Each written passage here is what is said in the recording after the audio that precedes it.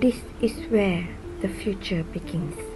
ASPA, a journey of caring with passion and excellence. This is the place where the future begins. Right here, right now, where the light shines within. With vision and heart, we rise and we give. In each child's breath, we find reason to live. A family of minds across every land. No one alone, we reach out our hands. With wisdom and warmth, we teach and we care. A bond made of purpose, a promise we share. We are ASPA, standing tall, lifting each other so none ever fall. Beyond the borders, beyond the lines, together we grow through hearts that align. The future is bright, and it starts today. With courage and love, we'll lead the way.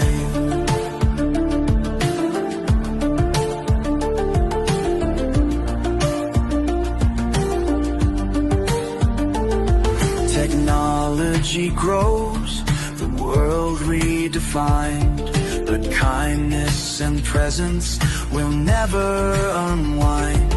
Compassion's not coded, nor sold in a store.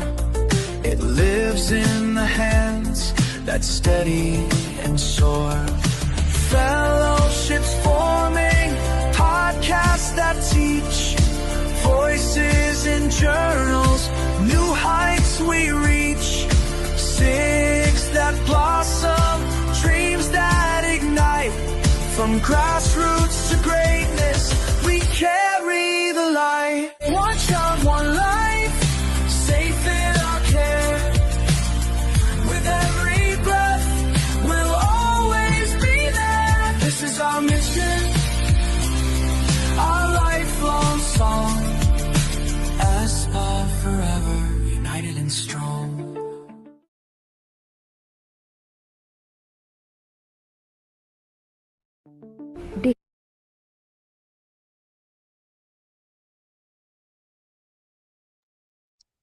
Over to you, Dr. Sarpil. Good afternoon, good morning, good evening, wherever you are watching us and joining our ASPA Flex webinar series. It's nice to have you on board once more. Now, we are beginning with this webinar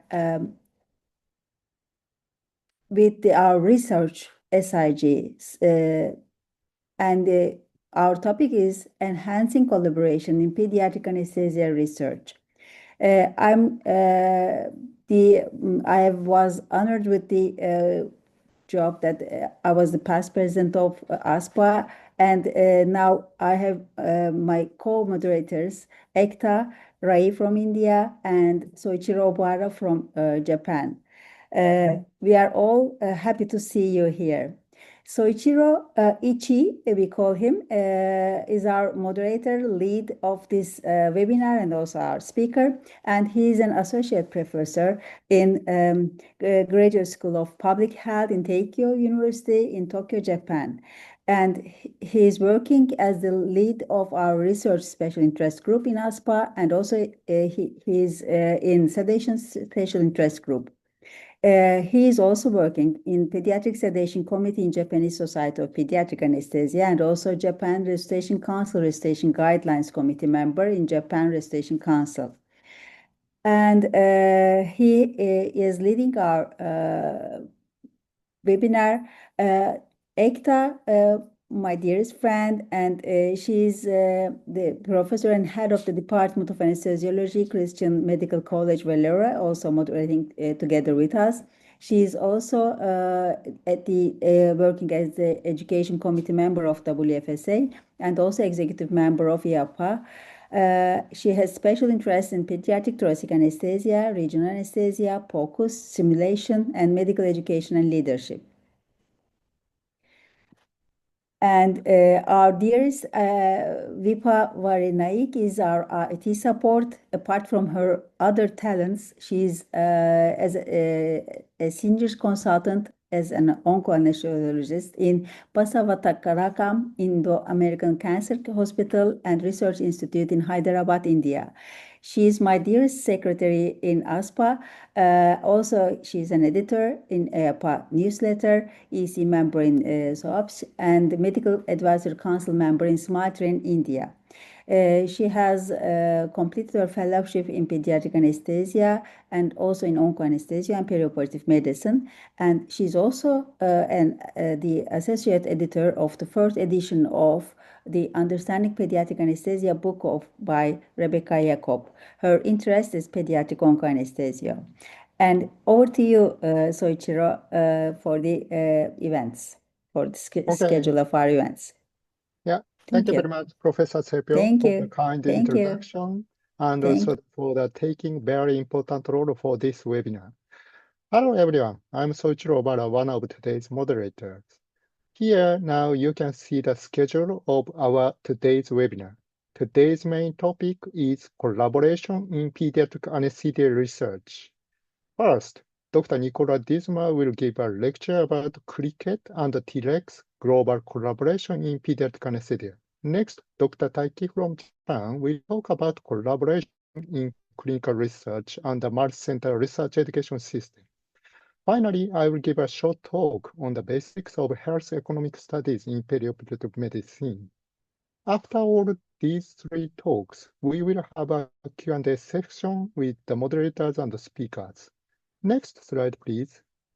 Now I will explain how we will run the Q&A session. If you have any questions or comments, please type them in the Q&A section at any time. The chat and raise hand functions are disabled this time, so please use only the Q&A box. During the panel discussion after all three talks, the moderators will select questions and ask them to the speakers. Some questions may also be answered directly in the Q&A box by our speakers. Next, please. We will also use a poll during the webinar. When the poll appears on your screen, please choose your answer. You will have about 30 seconds to respond and submit your choice. We will show the results soon after we close the poll. After the results are shown, please click Close so that you can come back to the Zoom webinar again. Next, please. Let me say a few words about the certificate of attendance. If you complete the post-webinar survey, your certificate will be automatically generated and sent to you via email. Usually, the survey link will be available in a follow-up email, which you will receive tomorrow around 5 p.m. Singapore time. Please make sure that you enter your full name and email address correctly. Next, please. Okay, finally, as for a disclaimer, the information in this webinar is for educational purposes only. It's not a substitute for professional medical advice, diagnosis, or treatment. The views expressed are those of each presenter and do not always represent their institutions. Also, some information may not apply to every patient or situation in your institution. With these housekeeping points covered, we are ready to start today's education program. Next, please. Okay, it's my great pleasure and honor to introduce our first guest speaker, Professor Nicola Disma from Italy. Professor Disma is Associate Professor of Pediatric Anesthesia and Head of the Unit for Research Institute in Genova. He serves on the European Society of Anesthesia and Intensive Care Research Committee, and also works as a member of the BJA editorial board. His main interests include neonatal anesthesia, anesthesia and neurological outcome, airway management, and, of course, clinical research and international collaboration. Today, he will talk about cricket and T-Rex, global collaboration in pediatric anesthesia. Okay, Nicola, thank you very much for joining us today. I will hand over to you now. Thank you very much, everyone. It's a great pleasure for me to be part of the ASPA webinar series. I know that we are going to launch a poll right now, and we will see what people think before we start our talk.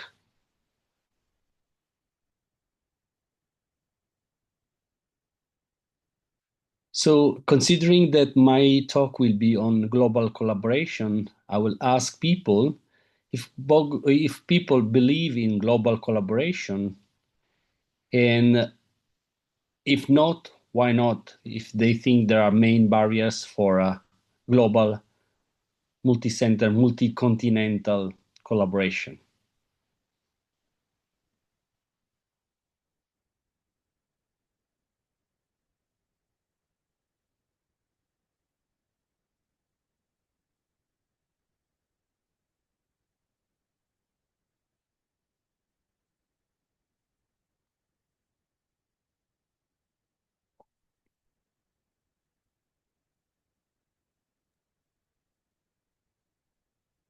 I can see people are still dialing in. About 30 people Yes. have already entered.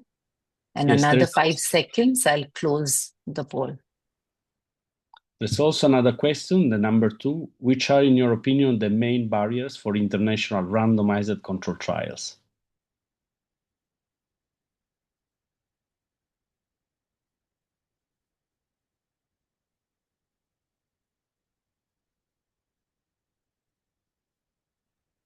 So these are the results, Dr. Nicola. Do you want to Okay. have a word? Yes, of course. It's very interesting because actually many people in this group of webinar believe that collaboration is important and has to be done on a global level. Of course, observational studies which collect routine clinical practice are much easier. That's why there's still 10% of people that believe that only observational studies can be done on a multinational, multi-continental level.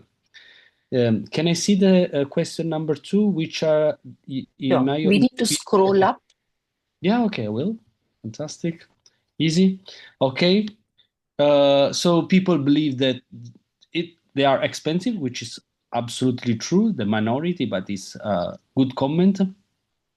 Of course, there are too many regulatory issues. These remain one of the main barriers, and of course also the language and multicultural barriers might be a problem in running multi-center international randomized control trials. The good news is that 1/4 of the responders think that there are no barriers, and they think that is feasible whenever we have enthusiastic people on board. Okay, fantastic. These are very important answers.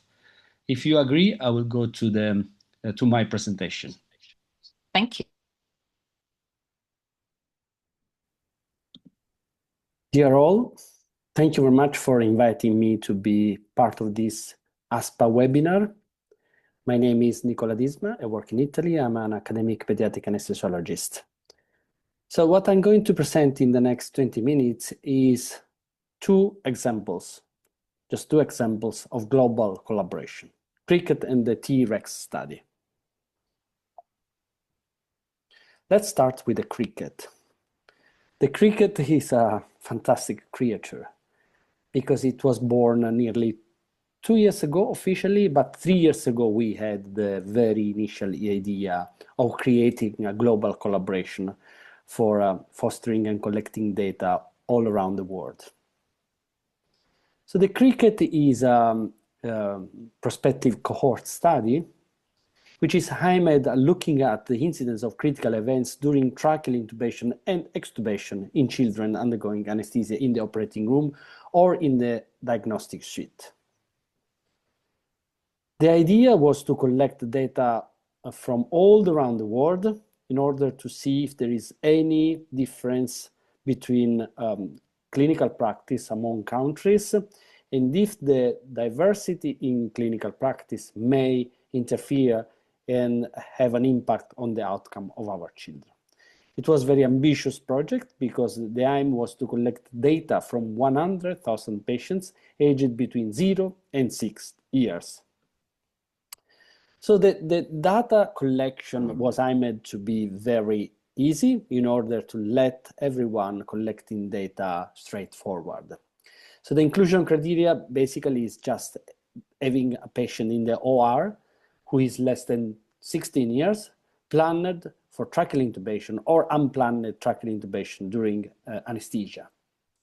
We excluded those patients who were over than 16 and those that were already intubated. So very easy.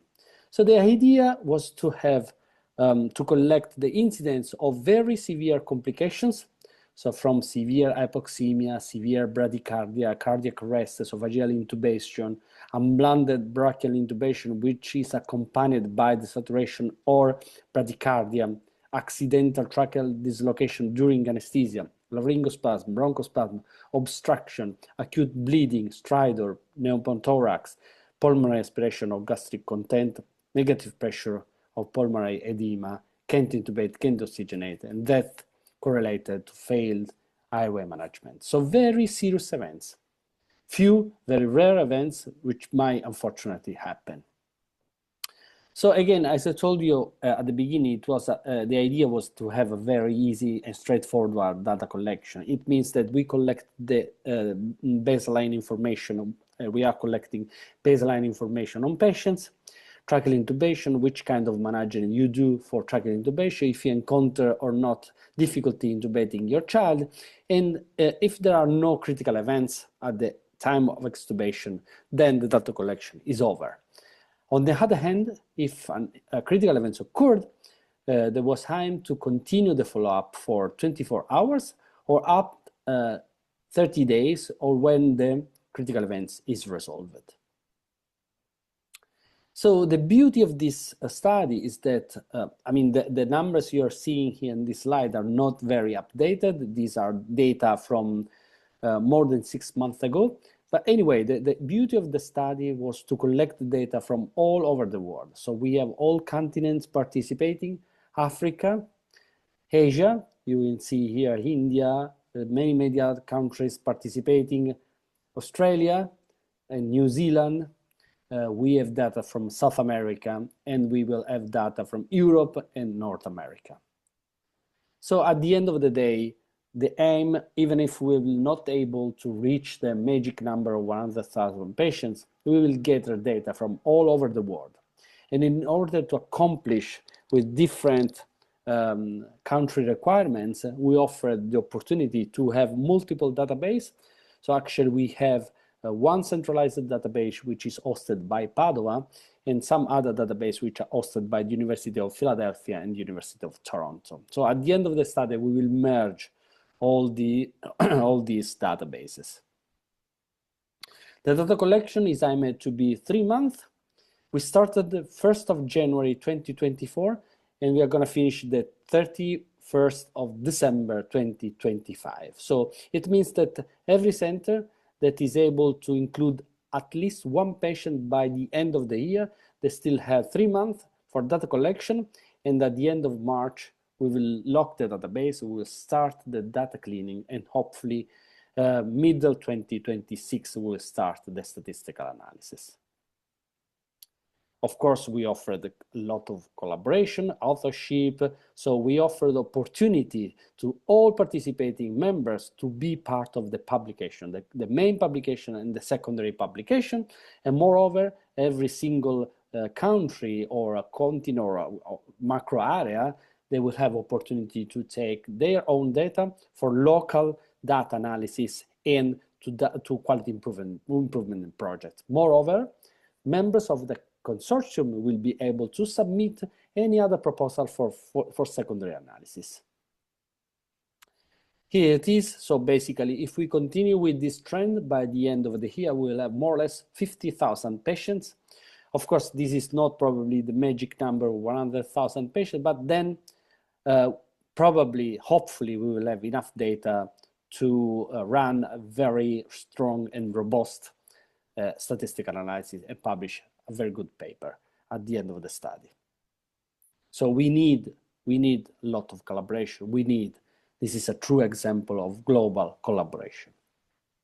So where is the cricket coming from? So it was not one day we wake up and said, okay, let's do a global study. So the overall idea started from the clinical trial networks, which is a platform which is offered by the European Society of Anesthesia and Intensive Care. And on top of the CTNs, we also have the research groups. The CTNs are platforms where it is possible to run multi-site, multi-center international studies to collect data on very rare events. So it started more than 15 years ago, and we were quite lucky because we had the opportunity to participate to clinical trial networks with two big studies, the apricot and the nectarine. And between the two studies, honestly, we were able to publish over than 30 different sub-analyses. So it was amazing. So once you get a lot of data, the apricot collected 32,000 patients, the nectarine nearly 6,000 patients, neonates, true neonates in the database, then of course you have a fantastic platform, you have a fantastic database for multiple analysis, which is unique opportunity. So once we completed the apricot, it was immediately evident that we needed to have a proper study which was focused on neonate. That's what the transition between apricot and nectarine was quite smooth and how can I say natural transition from the apricot to nectarine. CTNs, as I told you, these are platforms which are offered by the European Society of Anesthesia and Intensive Care, and its aims to address and answer clinical relevant research questions. Run on a multi-site level, which the topic is inclusivity, inclusivity, inclusivity. And as I told you, for example, with apricot, we collect the data from all over 250 centers. And with the nectarine, we were able to have a collaboration, European collaboration, from 170 centers. From the clinical trial networks, we moved to the research groups. What means that once you establish a good collaboration, apricot, nectarine, we created the network, we created the platform. Then the ESAC offers you resources to establish good research groups. Now we have our pediatric anesthesia research group, which is called PARNET, the Pediatric Anesthesia Research Network, where actually the idea is to have the platform, which means the network for collaboration, and any good idea that comes from collaborators from every part of the world, not only Europe, but then we have people participating from the US, from Australia, from South America, from Asia. Then they can put ideas into the platform, and the platform will offer you substantial support in the infrastructure and the network for creating worldwide collaborations. PARNET exists, is one of the many pediatric, the many research groups. Of course, there are many different focus. The PROVNET is focused on ventilation. We have the RAPNET, which is focused on acute kidney injury and so on. So it means we have many of these, and the PARNET is the junior one because it was born nearly 3 years ago.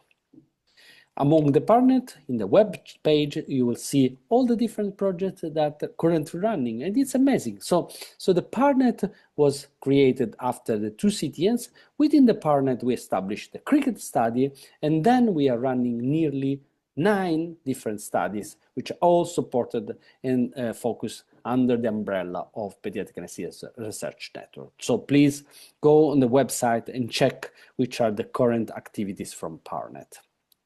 So the background is what I told you, it's a platform collaboration. And now we have an official collaboration between the European Society of Anesthesia and the European Society of Pediatric Anesthesia.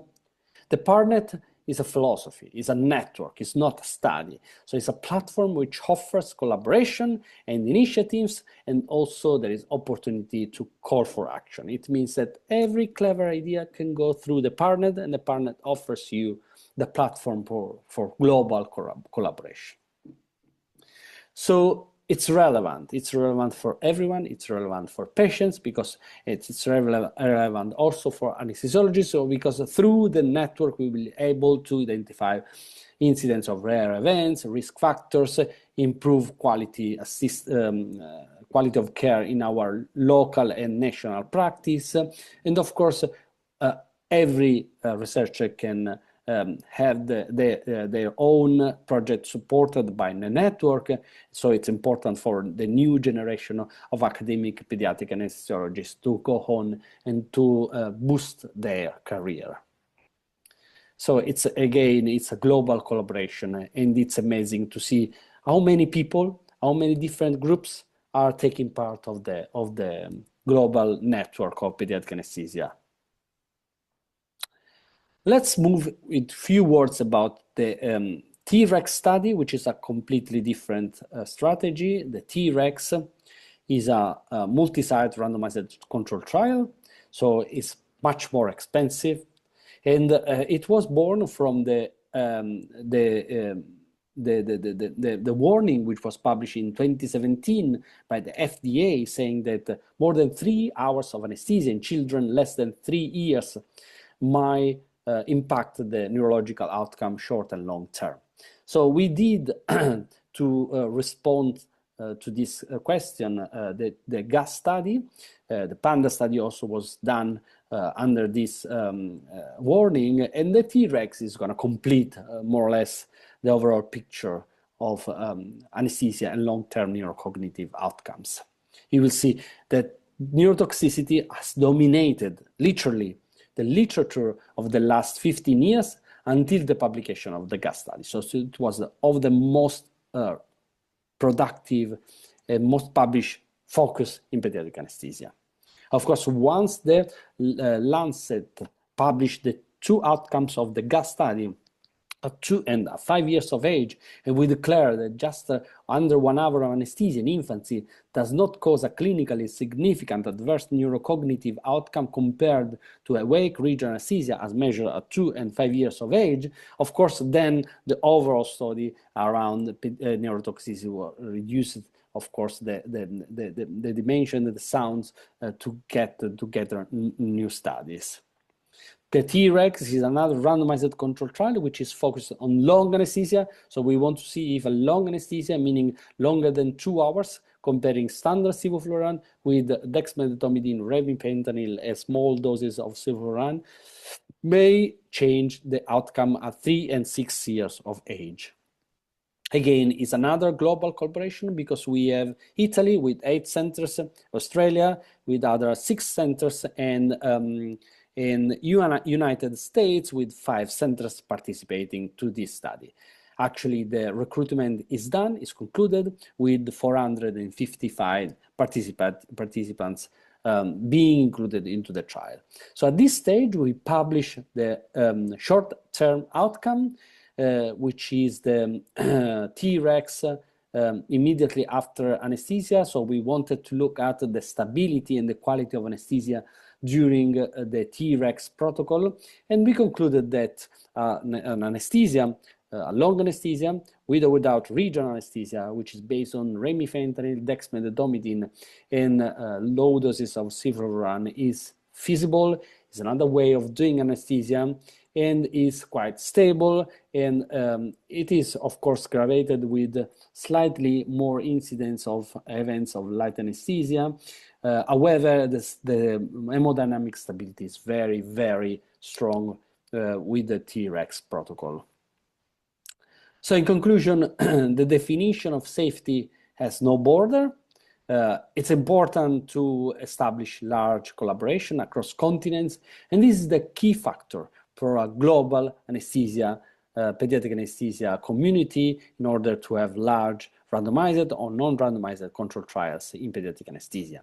Pediatric anesthesia is the result of a multitude of rare events, so at this stage it's impossible to consider doing very good and large studies if you don't have a large network of collaboration. And of course, we never know if the variability in practice and competencies might represent a limitation or a strength for improving the outcome of our patients.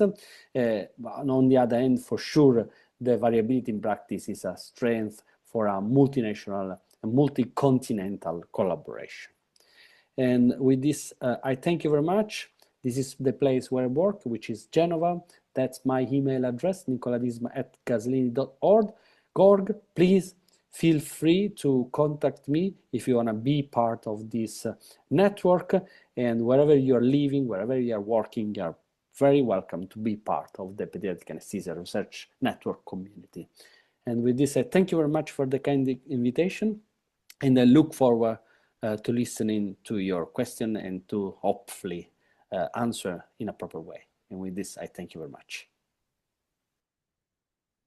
Thank you so much, Dr. Desma, for amazing ability to connect the researchers from all over the globe and to be able to produce very, very relevant and pragmatic studies.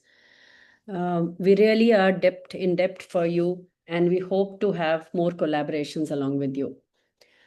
Now, it's my indeed an honor and privilege to introduce to you all Dr. Kozima. Dr. Taiki is an anesthesiologist at Aishi Children's Hospital and Medical Center. He's a PhD student and he is from Nagoya University Graduate School of Medicine. And his interests me a lot because he is so niche interest. He has got interest in airway management in pediatric real-world registry-based studies, simulation-based medical education, detection of IV infiltration during surgery, post-operative nausea vomiting, intraoperative neuromonitoring, clinical epidemiology, and biostatistics. With this, over to you, Dr. Taiki. Yeah, thank you very much, Professor Ray. Hi, everyone. I'm Taiki Kojima, and from the Nagoya at the central part in Japan. So before we are moving on to my presentations, I'd like to ask you all my two questions. I prepared two questions to the audience, and I'm just curious about what is the barriers to conduct the clinical research, because today's my lecture theme. So the first question is, what is the biggest obstacle to start clinical research for young doctors? That is a lack of mentorship, available data set, funding, or time.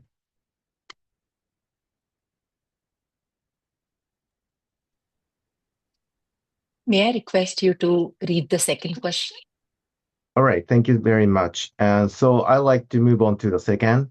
As the second question is, what steps make you feel daunted in clinical research?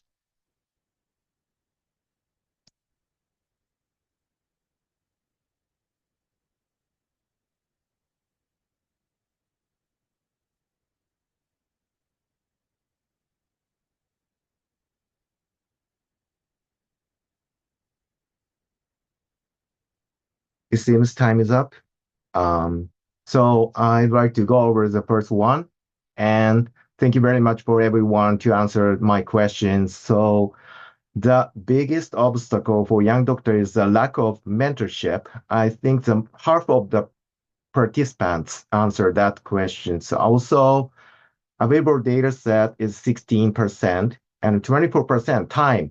Oh yeah, it's reasonable, and I totally understand that.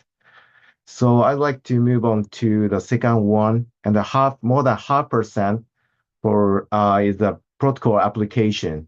RB application process is complicated. And also data collection is the second, and third one is writing the manuscript, and surprisingly, replying to peer reviewers is the least. I thought that this is the biggest one. Thank you very much, everyone. So could you move on to start my video, please? Hello, everyone. Thank you for your participation in this lecture. I am Taiki Kojima, a pediatric anesthesiologist in Aichi, the central part of Japan. I'm going to introduce our activities for young physicians as an example of an efficient research education method. I have received 2 research grants related to the JPDA study that will be explained in this lecture later.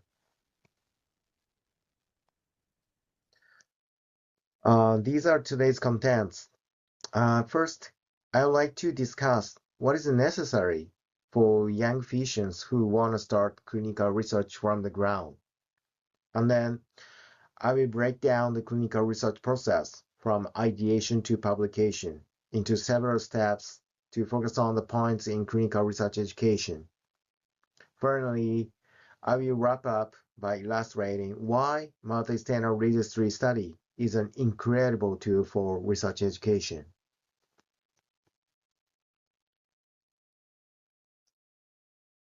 So first, I would like to think with the audience about regarding the essential components for safe anesthesia. In my opinion, clinical practice, research, and quality improvement are vital for improving the quality of our practice. What do you think? Education is needed for all three components. Today, I will focus on the connection, it's here, between research and education. So I would like to start with showing these bar graphs. This bar graph shows the recent trend of the number of publications in anesthesiology in Japan. As you can see, the number of publications has been dramatically decreasing since 2005. In Japan, we are facing the issue of an increasing number of young anesthesiologists avoiding research. So how about in your countries? So do you have the same situations or the opposite?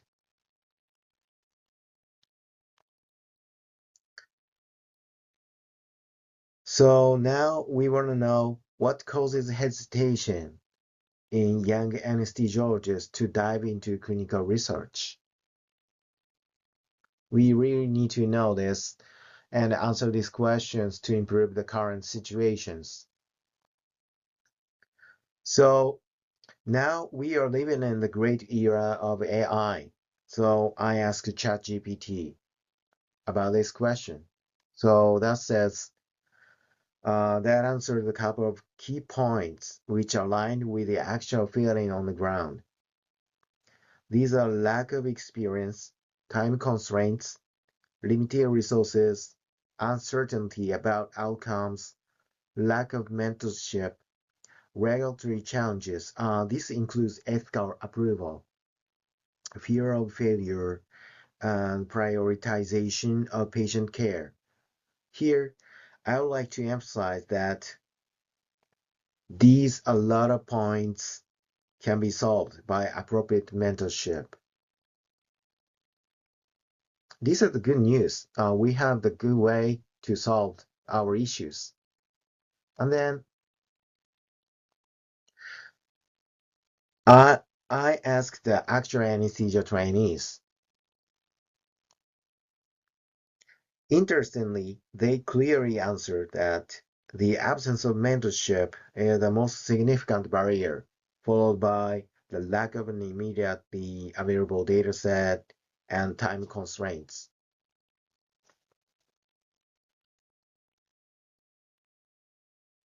Now, this data encourages us to put things forward. If we have an available data set, the presence of reliable mentors is key for young clinicians to dive into clinical research.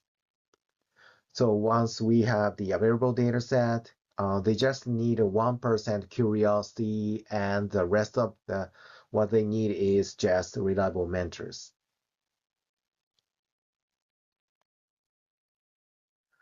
At this point, we know the importance of establishing an efficient research mentoring and education system.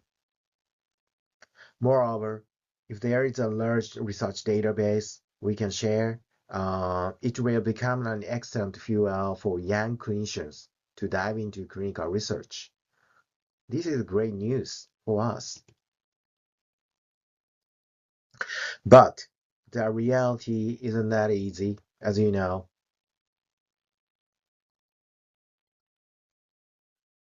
Everybody wants this easy way from study propulsion until publication. This is ideal, but the reality is not. The reality is like this. There are a lot of mountains, valleys, and many challenges for novice researchers, from setting PECO, protocol creation, RB submission, data collection and analysis, manuscript writing, and finally, the ordeal of manuscript review. There are so many challenges and procedures until publication. That is really hard for novice researchers. To overcome these barriers, we need experienced research mentors, available dataset, and advisory for study design, grant application, and biostatistics. Also, this kind of support and education should be provided continuously, not a spot, until publication. Next, I will introduce step-by-step education approach. I break down the research process into 5 steps. This is vital because this breaking down approach makes clear what support is needed for research trainees. Okay, let's see it.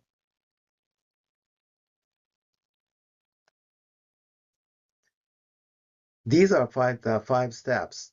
Novice trainees are usually unfamiliar with these 5 steps, and they require mentorship in all these 5 steps to succeed in clinical research. First, let's make it clear what types of clinical questions you have. Second, set in PECO, and you must carefully look into whether your question is worth researching. So, is your research worth it or valuable? And third, you will proceed to create a protocol for statistical analysis and finally manuscript writing and submission.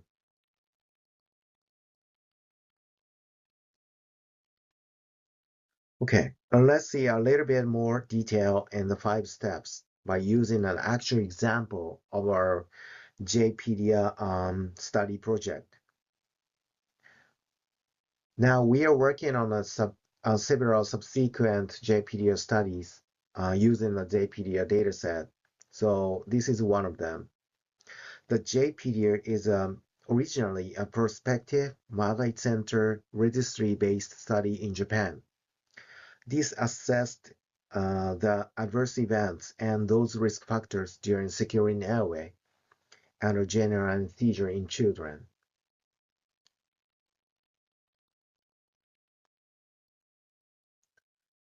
The first step is organizing clinical questions.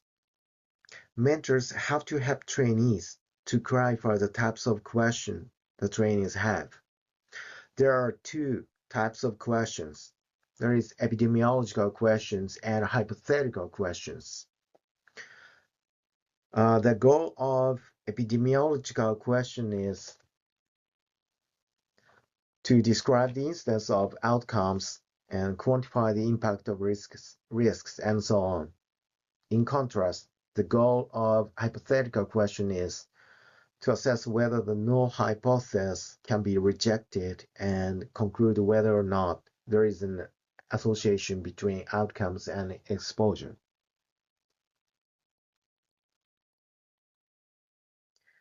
The next step is setting PECO. Setting PECO is equivalent to translating a clinical question into a research question. And this is a crucial first step in deciding the study direction. P is patient. In the subsequent JPDF study, the subject is a patient who are under 18 years old, and those who are secured the airway during general anesthesia. E is exposure. In this case, exposure was the presence of multiple tracheal intubation attempts. And the comparison is the absence of multiple tracheal intubation attempts. And finally, the O is outcome. The outcome was set at the occurrence of adverse events. This step focuses on clarifying what is known and unknown. This is called knowledge gap. The research team members must clarify how this study can contribute to society and science. So, simply saying it is valuable for society or it is valuable information for anesthesiologists all over the world. Trainees are often unfamiliar with how to search for previous articles, so mentors need to illustrate the use of mesh terms and search formulas in PubMed. Keywords for searching must be selected based on PECO.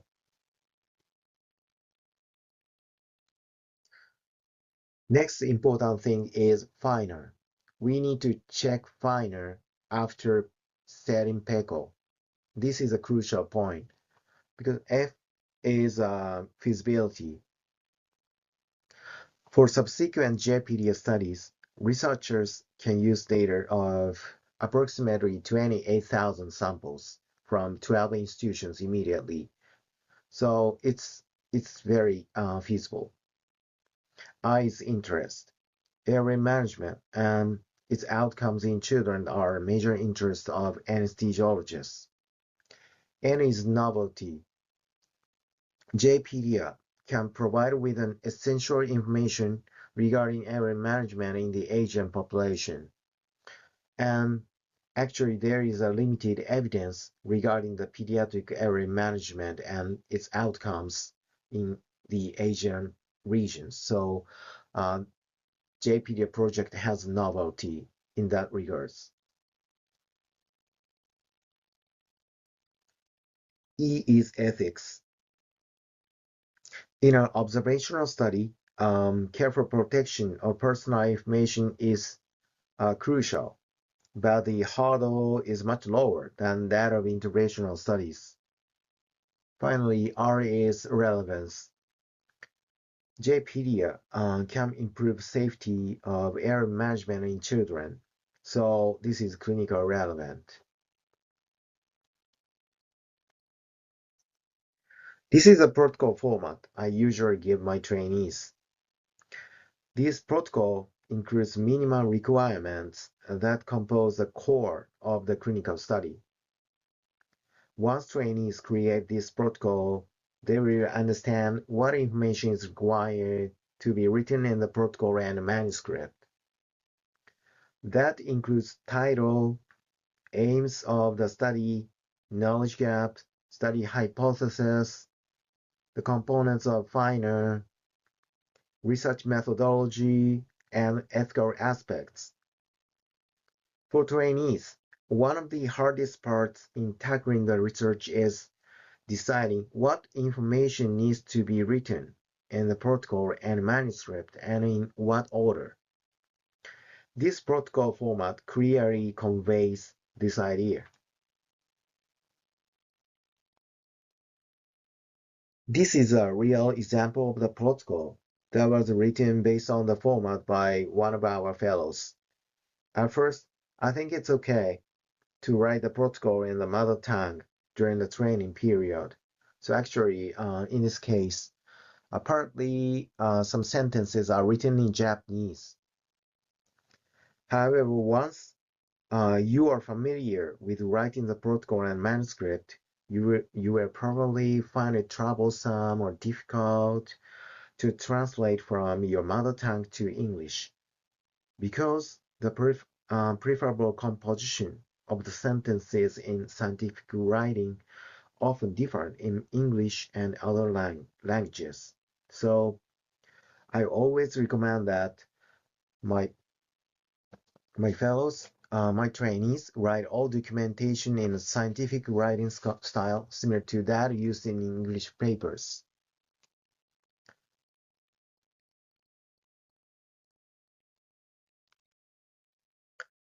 Here are some important tips for trainees that I learned when I worked in the United States previously. So I think that actually this is the most important slide in my lecture today. So trainees, you never aim to achieve perfect work by yourself. Please start a conversation with your mentor at 40 to 50% completion. Because it takes so much time once the trainees try to achieve 100% work, and it's a kind of waste of time. So once you achieve the 50% completion of your work, please have the conversation with the mentors, and the mentors must have a really good idea and will give you excellent advice to refine your protocols and manuscript. Then you can lead your research project through discussion with your mentors and research collaborators. And you can ask for help from your mentors anytime. This means for mentors, it's kind of very painful and process, and mentors need a lot of patience. But in my experience, these tips is the most important to increase productivity, and I really appreciate your mentors for their patience.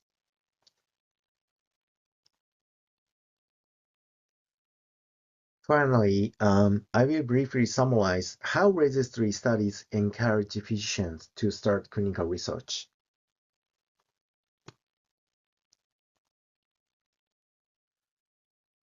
Registry study is absolutely a game changer. This is because of the existing database and clinical research collaboration. So what does it mean?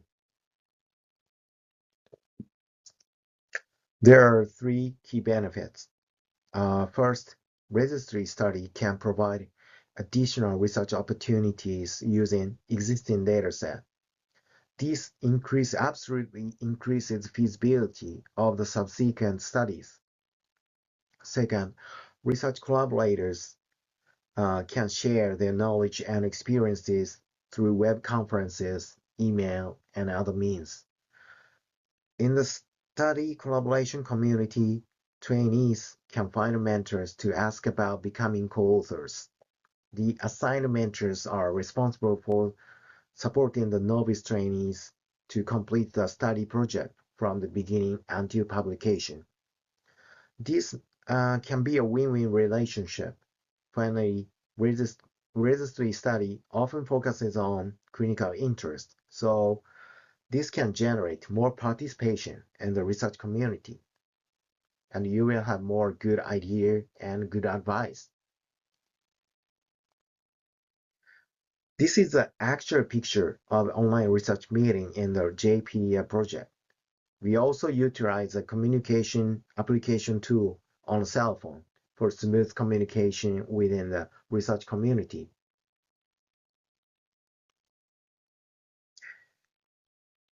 So what a waste if you discard your research materials and community after completion of your main study. Please do not stop your research only just as research. Please use existing research resources and research education tools. So I would like to recommend killing two birds with one stone. Here are the takeaways. First, step-by-step approach makes your mentorship goal-focused and efficient. And please recycle existing resources, including the database and research community for research education. Thank you very much for your participation and attendance today. Thank you, Dr. Taiki Kojima, for your ways to clarify the way for the novel or the researchers in a very clear way and overcoming those obstacles. Thank you for your excellent speech. And now I give the word to my dearest friend, to Mr. Soichiro Obara, to give his talk on cost effectiveness research in perioperative medicine. Floor is yours, Soichiro. Thank you very much for your introduction again, Professor Serpio. I'm very pleased and honored to be given this opportunity. So, from now in my talk, we will step a little away from daily clinical work and look at how we can study our perioperative care using cost effectiveness analysis and simple decision models.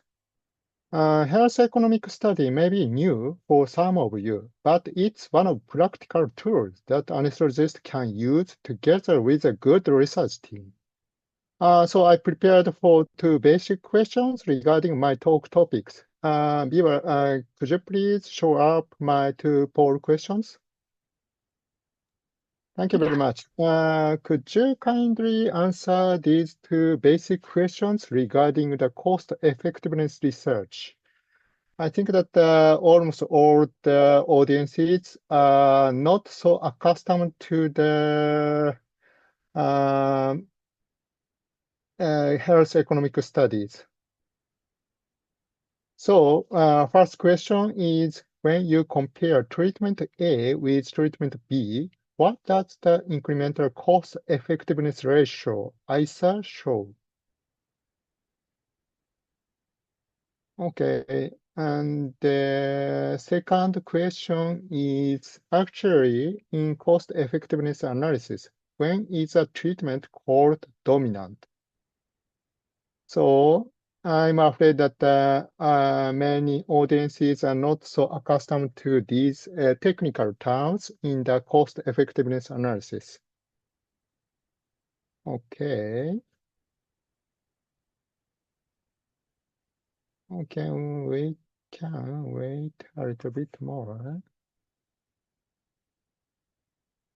Okay, thank you very much. Okay, Biba, maybe I think we can stop. Okay, thank you very much. Okay, so actually, I'll not go into the details of these answers for the poll questions because my lecture video explain the details of the answers for these 2 questions.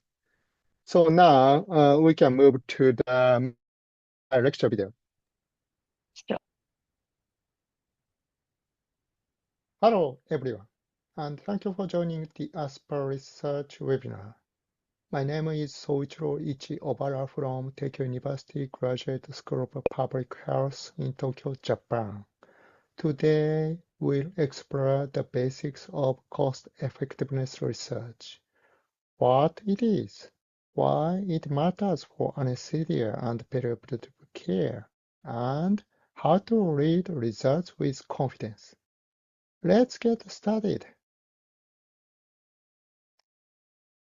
Right after the title, I would like to start with our joint project in Japan. This was a 3-center collaborative research work in Japan.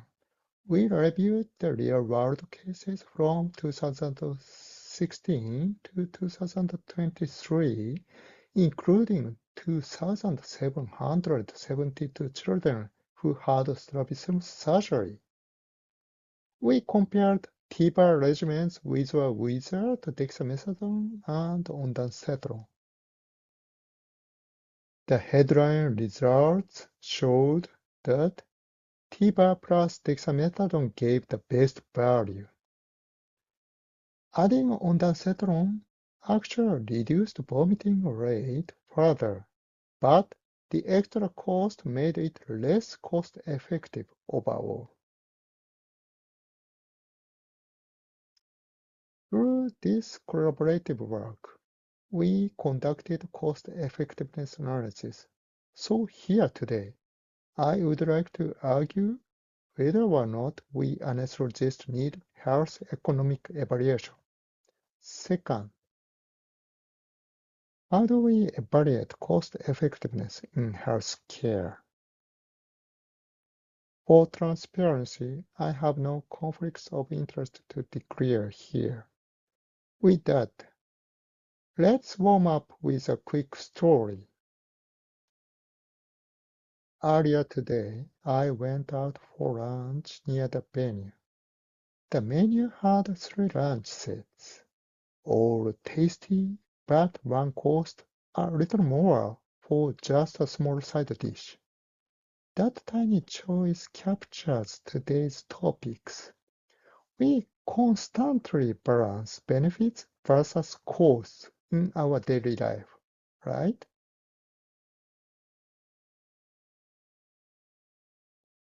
Now let's move from the lunch story to real healthcare story.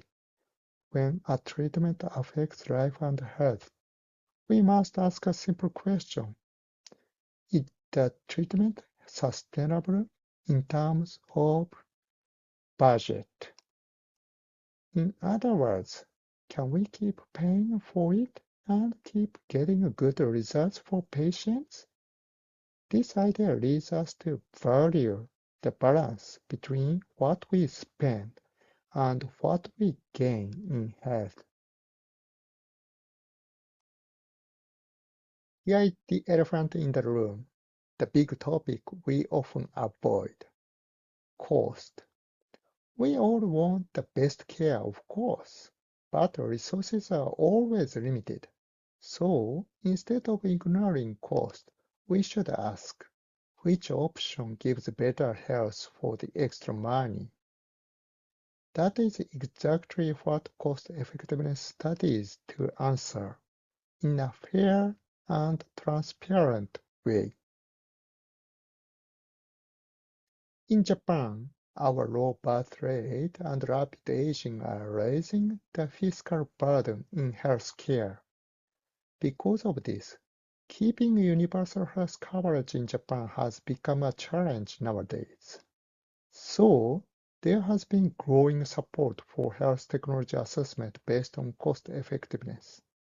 And actually, in 2019, Japan reintroduced health technology assessment based on cost effectiveness analysis.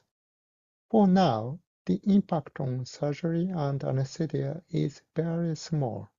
So, generally speaking, anesthesiologists in Japan don't care too much about the cost still. But expansion to these areas may be only a matter of time. Today, even in surgery and anesthesia, which are directly linked to life, talking to health economic evaluation is no longer a taboo, I think. Now, let me talk about the key points in health economic evaluation. The key points are we comparing more than one alternative? And are we looking at both costs and outcomes? When we fill in this table, it looks like this. For example, if we only describe outcomes, that would be case report or case series. If we compare alternatives with data, that would be cohort studies, case control studies, or randomized control trials. And when we compare multiple health services while considering both costs and outcomes, that is a full economic evaluation. Full economic evaluation can be grouped as shown in this table. Based on the outcome measure, we classify studies into narrow sense cost effectiveness analysis, cost utility analysis, and cost minimization analysis. These top three are often called cost effectiveness in the broad sense. In the second type, cost utility analysis, the outcome is quality adjusted life years, or queries.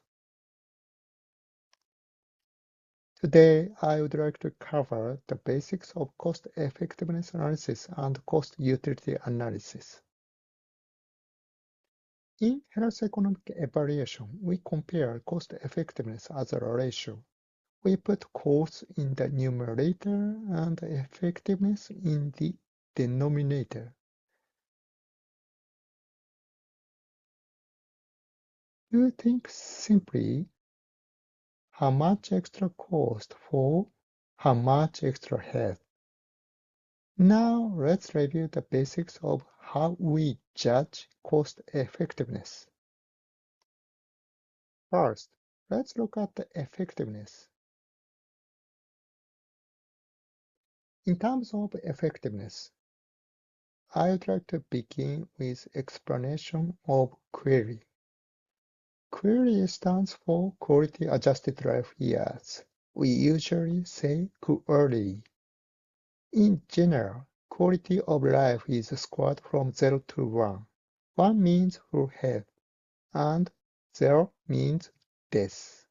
Think of query as a two-dimensional idea. Time on the x-axis and QOL on the y-axis. So, a person's queries are simply life years times quality of life. Let's suppose a simple example. A 60-year-old man is told he has 5 years left. His health will not stay the same for all last 5 years. Right now, he is active, so quality of life equals 1. After 2 years, daily activities get hard, so quality of life goes down to 0.5. After 4 years, pain increases, so quality of life goes down to 0.1, and eventually he dies at 65 years old. His life years are 65 in total, but quality adjusted life years are life years multiplied by quality of life. So, lifetime queries equals 63.1 as shown here. Let me explain query a bit more with a graph. The x-axis is life years and the y-axis is the quality of life score. A patient develops a disease at point P. Without treatment, the patient would follow this natural course over time. In this case, the query is the area under the curve, the total area under the QOL time curve. Next, let's suppose we choose a treatment at point I, intervention. With standard care A, the patient followed the yellow path. In contrast, with the new treatment B, we expect better QOL and longer survival compared with A. The area between the two curves, treatment A and treatment B, indicates delta query. This delta query captures not only the extra life years from B, but also the improvement in quality of life. So, by using queries, we evaluate both how long people live and how well they live. Now let's move on to the course. In health economic evaluation, we must choose a perspective. The perspective decides which course we include. Today, I'm so sorry that we don't have enough time for all the details, but whenever we count courses, we must be clear about the analytic perspective. For example, in a study of a pediatric operating room in Uganda, in Africa, the authors stated from a societal perspective in the title of the cost-effectiveness study. That means we count costs and impact to society as a whole in the study. So we always set the perspective first and then calculate costs accordingly. Now let's get to the key part, How do we judge cost effectiveness? Here we use an important index called the incremental cost effectiveness ratio. In short, ISAR. It's simple. Extra cost divided by extra effectiveness. The extra effectiveness is what we saw earlier in the figure. That is delta query, the gain in quality adjusted life years. Let's try a simple example. Treatment error here leads to 20 survivors out of 100, and it costs $1,000 per person. A new treatment B comes, which leads to 25 survivors out of 100, but it costs $2,500 per person. Very expensive. In this case, the ISA of B against A is calculated like here.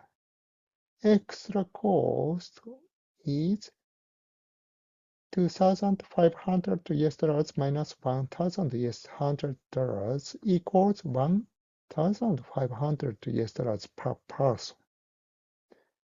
And the extra effectiveness is 25% minus 20% equals 5%. So that means it costs $30,000 per additional survivor. Numbers alone are hard to picture, so let's draw it. This plane is called the cost effectiveness plane. The x-axis is effectiveness and the y-axis is cost. Now we plot the 2 points, treatment A and treatment B, and we get this here. The ISA of B against A is shown by the slope of the line that connects A and B. Now imagine we develop a new treatment B like this. Compared with treatment A, costs go down while effectiveness goes up. That means the ISA of B against A is negative. In this case, B is absolutely better than A. We say B is dominant.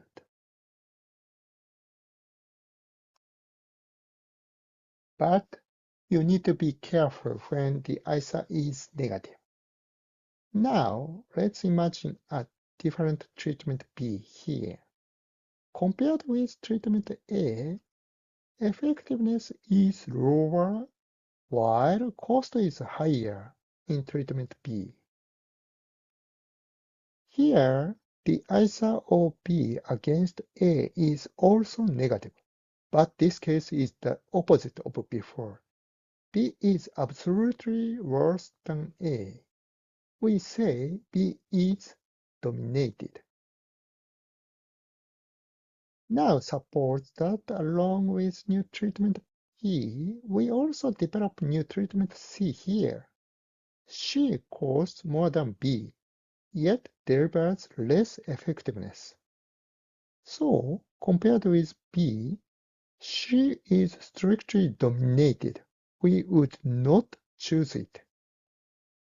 If we draw the ISAs against A, the slope from A to B shows the ISA of B against A, and the slope from A to C shows the ISA of C against A. As you can see, the ISA of B against A is smaller than the ISA of C against A. When the ISA is positive, a smaller number means better cost effectiveness. This is clear on the cost effectiveness plan. the shallower slope gives more value for the extra cost. Now, even when a new treatment B is developed, its results are never certain. Not everyone who gets B will have the same effectiveness. Does it make sense? As long as our data have uncertainty, we can make some errors in judgment. To handle this uncertainty, we usually take two big approaches. One is statistical analysis to estimate effects and their variation. Another is sensitivity analysis to see how our conclusions change when key inputs are varied. These two strategies help us make safer, clearer decisions in the cost-effectiveness analysis. More recently, we also use probabilistic sensitivity analysis, or PSA, with computer simulation. PSA asks what happens if we change all key parameters at the same time. Here is how it works. For each parameter, we draw random values from its probability distribution, and we recalculate the ISA again and again. Those results are plotted on the cost-effectiveness plane as a scatter of points. This shows the range of possible outcomes and how uncertainty affects our decision. With probabilistic sensitivity analysis, we get a cloud of random points on the cost-effectiveness plane. Now let's add the ISA threshold line here.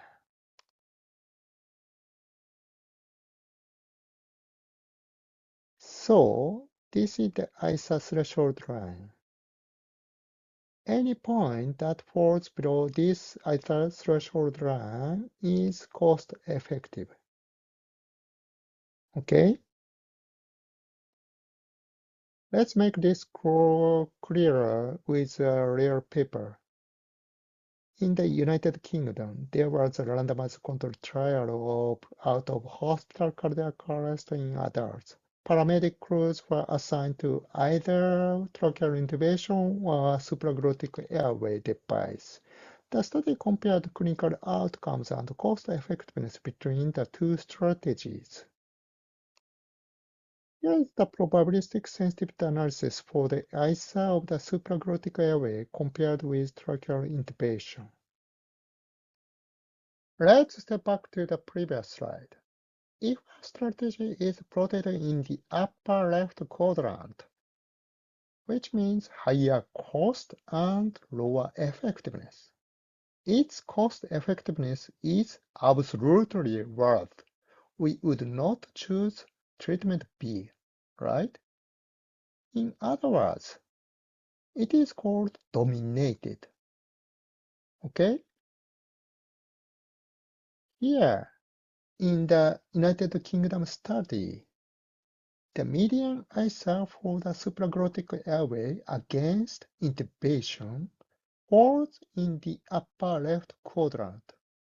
If we looked only at that median, we might call it dominated. But the probabilistic sensitivity analysis shows a wide scatter across quadrants. So the statistical analysis eventually suggests we cannot conclude absolute dominance in the supraglottic airway device. Now, here, the big question is how much per quality-adjusted life years is reasonable?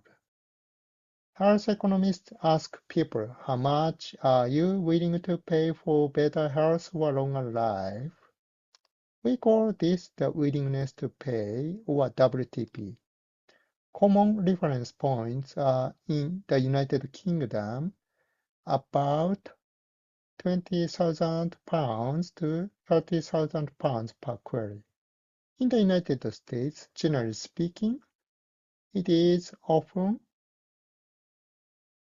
50,000 US dollars to 100 US dollars per quality adjusted life years.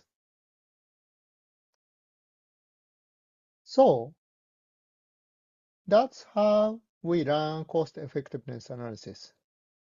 I hope the core ideas are clear now to you. Cost versus effectiveness, incremented cost effectiveness ratio, and how we handle uncertainty in the cost effectiveness analysis with probabilistic sensitivity analysis. I hope this basic framework makes sense to you so far. Historically, we moved from experience-based decisions to evidence-based care, which was driven by clinical trials. Now, in the current era, we need to add value-based medicine.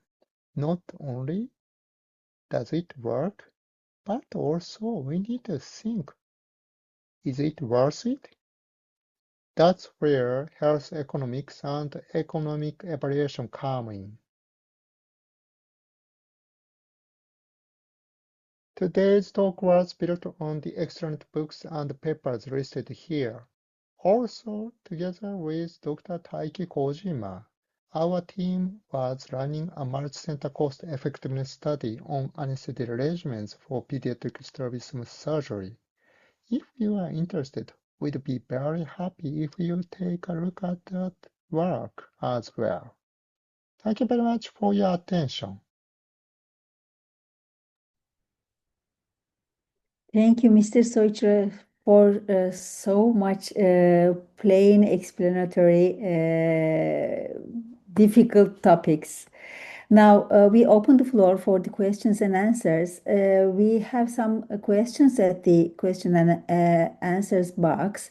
You can still continue writing your questions so that we may have some discussion on those.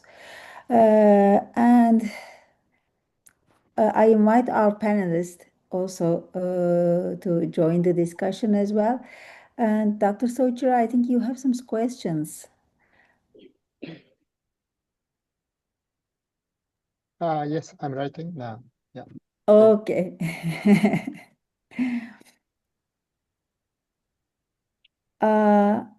One more open question is that, is dominated like an English word or economic terminology? Yeah, I've done. You have done. It's an English word. Okay, now we have some questions like, are the statistical for Dr. Soichiro, are the statistical analyses different when performing health cost analysis studies? I think you have answered this by writing, but you may have discussed this as well. Sorry, Sergio. Can you repeat that? Yeah. I think you have answered the question by writing, by replying this question. Are the statistical analyses different when performing health cost analysis studies? I think you can explain this also Okay. in our discussion as well. Yeah. Thank you for your question. Actually, that's very important question to conduct cost effectiveness analysis. Basically, the basic statistics are not completely different, but in health economic studies, especially in the cost effectiveness analysis, we especially use the special way of the statistical analysis, which includes the as I wrote down in the Q&A, one is non-parametric methods or bootstrapping, and also the another is Monte Carlo simulation. Those are not so accustomed, familiar way of the statistical way for the clinical anesthesiologist, but these statistical ways are very important to conduct and also get robust results from the cost effectiveness analysis. So I'm so sorry that I can't explain now the details of those special way. And I hope that everyone should try to get some like basic ideas from the textbook or something. Yeah. Thank you. Thank you, Mr. Soichiro. And one more question for Dr. Taiki Kojima. Can you please elaborate more on research education tools? Yeah, sure. Thank you very much for the important question. I can pick up some tools that we usually use. So the one of them is AI. That's now we are living in the great era of AI. So I would like to use ChatGPT and Gemini of Google to look for some statistical commands. I'm a starter user, and so when I conduct clinical research, and I usually confront what is the command to run the statistical analysis. And so in that case, the ChatGPT and just ask ChatGPT, and that immediately reply the optimal appropriate commands. And so that is very useful. And also for novice trainees, and once I would like to use the DPL, I recommend them to use DPL that is a translate AI application. So like many, Japanese fellows and trainees are not good at writing the manuscript in English from the ground. So first of all, I recommend them to use their manuscript or protocol in Japanese, and then just to use the DPL to translate that in English. So, but they must write that they use that AI application in the manuscript as well. And the communication tools and Slack, SLACK, is a very good tool to communicate very fast. And so the good point is you can promptly reply the questions from the research collaborators, even though during the anesthesia maintenance. So that's it. Thank you very much. Thank you, Dr. Teiki, for that answer. I just wanted to highlight, I know most of the questions are answered already, but I just wanted to ask Dr. Nicola, are there any regulation that needed to be abided for conducting any multinational studies? So multinational, global rules. Yes, this is pretty important because you should know every time you want to conduct a multi-center study on an international basis, you should know which are the regulations. They are quite complicated. Usually for Europe, they are quite uniform. Because there is an EU regulation for clinical trials, which somehow should facilitate sharing data on a European basis. However, if you want to conduct on a non-European studies, of course, you need to apply regulation to the local regulatory bodies. It means that every single legal document to share data has to be approved by both parties. I know it's very complicated, but this is the rule as soon as we want to keep the integrity of our research and we want to keep the integrity of data privacy. Sure. Thank you for that answer. Dr. Teiki, for you, I just wanted to ask you, what main challenges towards creating a registry and maintaining it? Especially when I talk about our setup, where we are both clinician and researchers, and time is always a crisis. There's a crisis of time. What do you suggest us? Oh, thank you very much. So it's a challenge, just a challenge, and I can suggest a couple of things from my perspectives. And so you can start the clinical research even though among the few institutions first. In JPedia, we just started the research project among 5 institutions first in Japan. But the important thing is the research question. So is your research question relevant to clinics, and how important is your research question? And then if the research question is important, the journal will accept your research, even though that the data is collected among the few institutions. The next thing is data collection must be simple and easy.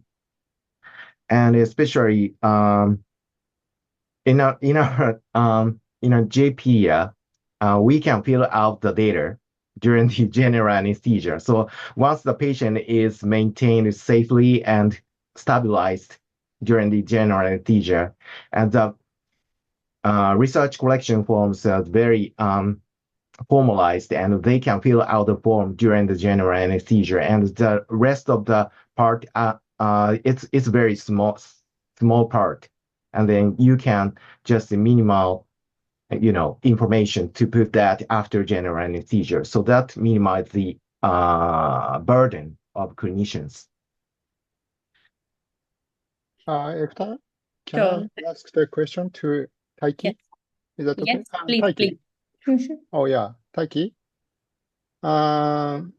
So you mentioned that the good mentorship is very important for us to conduct clinical research as a clinical anesthetist, right? So do you think that AI can be a good mentor for the clinical anesthetist? So sometimes I can get some answers, as you mentioned, such as the good, like some code for conducting the statistical way. So, but sometimes we cannot get the appropriate or the right answers from the AI. How do you think about? Oh, thank you very much. Very interesting question. So at this point, AI can provide a lot of information, but we do not know if the information is correct or not.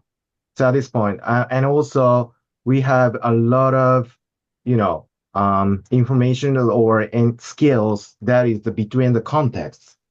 So that is not described in the, on the website as the information. So the AI cannot get that kind of, intuition or sense of the clinical research and skills from the website. And I think that is a important role of mentors. So we can, convey our skills or research skills or how to maximize the efficacy or how to minimize the clinician's work to collect the important data. So that we can convey that. That is an important role of us, mentors. Thank you for your good answer. Professor Dizuma, Nicola, can you hear? Yes, Yeah, yes. thank you. How do you think about AI can be a good mentor for conducting the research?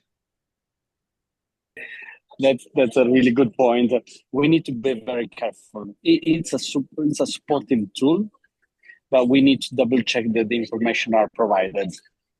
So if you use to ameliorate, to improve your paper for readability, or as Taiki said, to suggest a statistical tool, that's okay. If you want to start everything from scratch using AI, that's very risky because you end up with serious errors, which might also compromise your career. So it's an help and it's useful, I agree, but can substitute our efforts.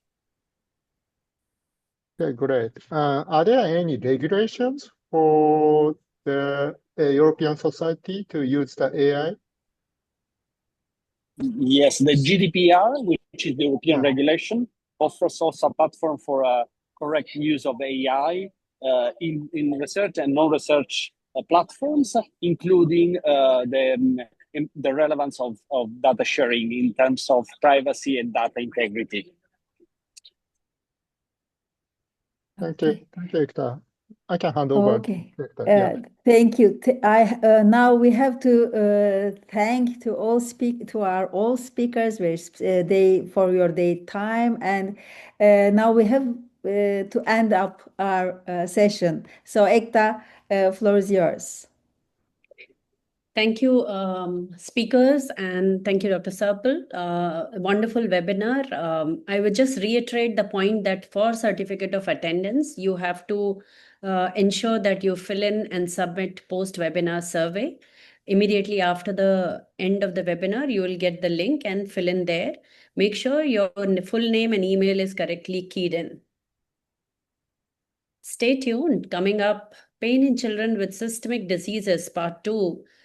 Scan the QR code to register for this webinar, which is coming on 15th February 2026, 17:00 as Singapore time. Now, let me just introduce you ASPA and the ASPA's attempt to empower through education. ASPA is a non-profit organization. ASPA's mission is to foster the highest standard of pediatric anesthesia care in Asia. Hence, we seek your help to donate and help us in our cause. Scan the QR code and make your contributions. ASPA also is coming up with a newsletter, ASPA Connect, the second issue of which already has been in online, and you can have a look at this at the website and contribute. ASPA again is launching very dynamic ASPA. ASPA again is launching case reports where every child, every case tells a story. This is going to be launched on 20th November 2025, which is an International Children's Day. Join us for the launch of ASPA Case Reports, a new platform celebrating unique pediatric anesthesia cases. The program highlight is presented, introduction is by our president, Dr. Vishali. And I take this privilege and this platform. I welcome you all for the upcoming ASPA 2026 conference, which is going to be held at our institution at Christian Medical College, Vellore in India.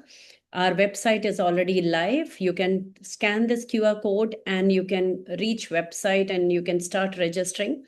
The beauty of this is we are having a multiple number of brain teasers, which is of which the first brain teaser is going live. You can attempt that, and a very interesting prizes waiting for you. Please don't forget to like us and subscribe us on Facebook, YouTube. All these webinars are available on YouTube. And with this, we come to the end of the session. Thank you so much for attending it. Thank you, everyone. Thank you, Dr. Serpil, Dr. Soichiro, Dr. Nicola, Dr. Taiki, Dr. Vibha. And it was wonderful having you all at this platform. Thank you, participants, for attending. One thing I would like to share with all of you, we started with 68 participants, and at the end of the session, we were still 67. So nobody dropped out.